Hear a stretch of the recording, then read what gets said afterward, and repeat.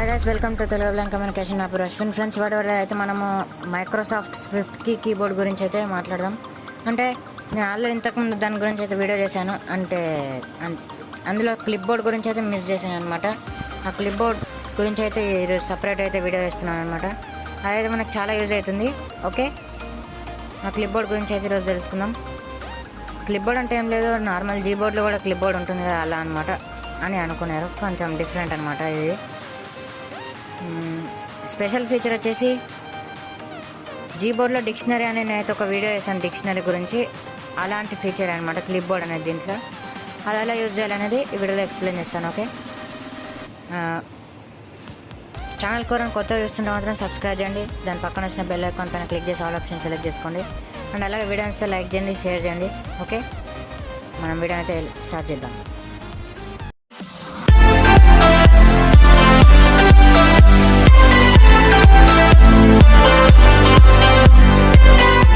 Okay, మనం అయితే first అయితే మైక్రోసాఫ్ట్ స్విఫ్ట్కీ కీబోర్డ్ అయితే ఓపెన్ చేద్దాం.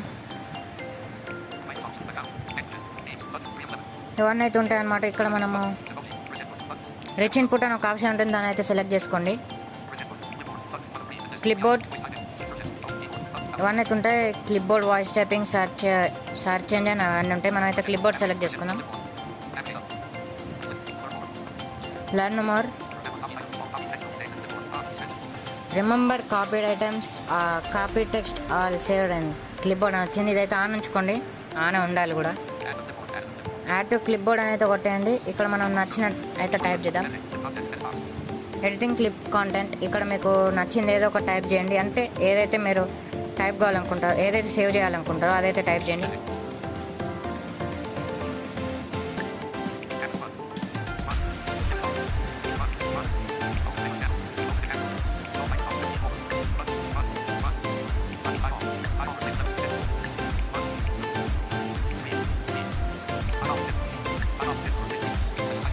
నేనైతే టైప్ చేశాను అనమాట, ఏదో ఒకటి timepass. Okay, next short cut optional అని ఉంది కదా, దీనిపైన అయితే క్లిక్ చేసి మీకు ఏ షార్ట్ కట్ టైప్ చేస్తే మీకు ఇంతకు ముందు టైప్ చేసింది రావాలని అయితే ఇక్కడ ఎంటర్ చేయండి.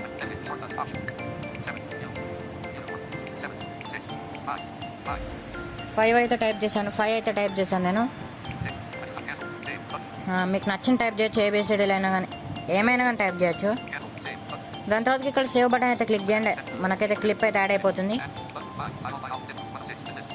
అవుతుంది కదా, దీని పక్కన పిన్ నాట్ సేవ్డ్ అనేది దీనిపైన క్లిక్ చేయండి, పిన్ అయిపోతుంది. ఇప్పుడైతే మనం ఎక్కడికి వెళ్ళి టైప్ చేస్తే, అంటే 5 టైప్ చేస్తే ఇది వస్తుంది అనమాట మనకి సజెషన్లో. దాన్ని అయితే క్లిక్ చేస్తే టైప్ అయిపోతుంది. ఒకసారి చూపిస్తాం మీకు.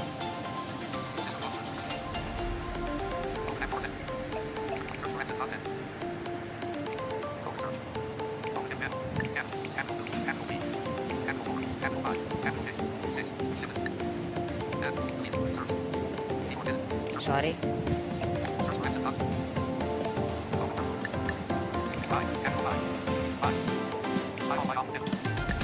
ఓకే, ఇదే అనమాట. నేను ఇంతకుముందు టైప్ చేసిన అదైతే వచ్చేసింది. 5 టైప్ చేయగానే మీకైతే 5 టైప్ అంటే మీరు ఏదైతే షార్ట్ కట్ సెట్ చేసుకుంటారో దానిపైన ఒక టైప్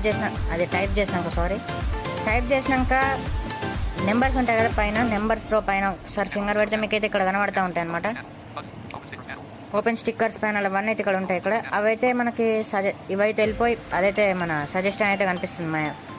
మనం దానికి ఏమైతే షార్ట్ కట్ సెట్ చేస్తామో అదే అనమాట. అది దీనిపైన జస్ట్ ట్యాప్ చేస్తే మనం ఇంతకుముందు 5, 4 అని అంటే షార్ట్ కట్ పెట్టుకుంటాం కదా, అది డిలీట్ అయిపోయి మనం ఇంతకుముందు టైప్ చేసిన అంటే సెట్ చేసుకున్న అయితే టైప్ అయిపోతుంది. ఓకే, ఇలా అయితే మనం క్లిప్ బోర్డ్ని అయితే యూజ్ చేయాలి. దీంట్లో మనకు కాపీ అయిన ఐటమ్స్ కూడా సేవ్ అయిపోతాయి. ఇది ఒక్కటే కాదు, అంటే ఇందులో కూడా పిన్ చేసి పెట్టుకుంటే మాత్రం షార్ట్ కట్ కీస్తో కూడా టైప్ చేసుకోవచ్చు అనమాట, అంతే. ఓకే, ఈ ఫీచర్ అనేది జీబోర్డ్లో కూడా ఉంది. మనం జీబోర్డ్ గురించి అయితే నేను ఆల్రెడీ ఒక వీడియో వేసాను. ఒకవేళ చూడకపోతే మాత్రం లింక్ డిస్క్రిప్షన్లో ఇస్తా, చూడండి. ఓకే, వీలుంటే కార్డ్స్ లేడానికి ట్రై చేస్తా. ఒకవేళ కార్డ్స్లో వీడియోస్ ఎలా వేయాలో ఎవరికైనా కావాలని కూడా మాత్రం